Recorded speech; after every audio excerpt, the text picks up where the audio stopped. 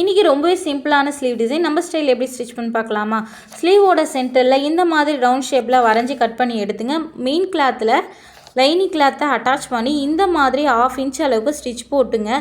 இப்போ சென்டரில் கட் பண்ணி குட்டி குட்டி நாச் போட்டு லைனிங்கை இந்த மாதிரி திருப்பிங்க.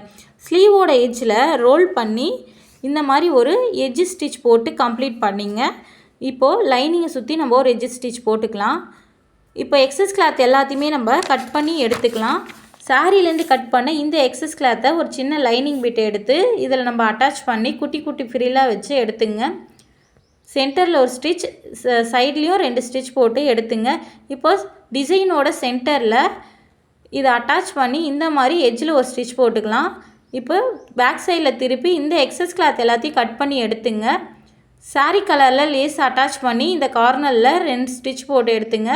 டிசைனையும் பேஸ் பண்ணி இந்த மாதிரி லேஸை அட்டாச் பண்ணிங்க. ஃபுல்லாக மடித்து ஸ்டிச் போட்டு டபுள் ஸ்டிச் போட்டு எடுத்துக்கலாம். இப்போது இந்த சென்டரில் ஃப்ளீட்டை மடித்து ஒரு சென்டர் ஸ்டிச் போட்டுங்க. இந்த மாதிரி கார்னரில் பீடு கட்டி எடுத்துங்க.